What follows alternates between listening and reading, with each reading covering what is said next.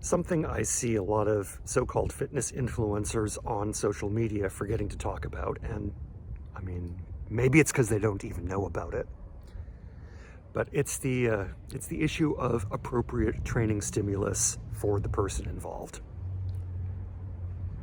I would never start a new client in the gym out with squats with 3 plates. You can go read Starting Strength by Mark Repetto, which has long been considered a classic in the field. There's pushback on that lately, but okay, a lot of people have learned from it. And Repetto will tell you that for any of the big barbell moves, if you're ready to start those moves, if you're ready to start learning how to lift, start with the empty bar. No matter how strong somebody thinks they are, no matter how strong they actually are, you grade them up in stages. Maybe they can do 3 plates, but you probably want to check on that first and go from there. So how come you've got all these fitness influencers immediately telling people how to have a super restrictive diet, and that the tough way to go and to throw yourself into the deep end is the only way you could ever be valid?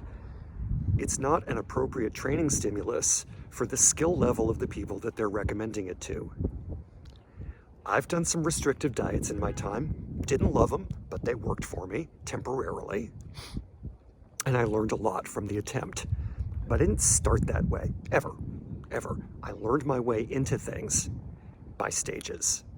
And this idea that we can just smack people with advanced knowledge and then critique them for not being able to handle it, it's a lot like putting somebody under the bar with 3 plates on each side and then being surprised that they snap their femurs. Now that's on you as a coach, as a bad coach. Training stimulus, appropriate training stimulus for the person involved. And this is why there's so many arguments about coddling people, because people who say that we're coddling people by being kind and uplifting and supportive, they don't want to think about appropriate training stimulus for the vast range of clients that are out there. They want to do one size fits all, and they want to tell everybody, oh, this will work for you if you just commit hard to it enough. They're not committing to the hard work of figuring out where each person is. Sorry, that's where the laziness is. And frankly, when we allow fitness influencers like that to keep speaking, we're coddling them.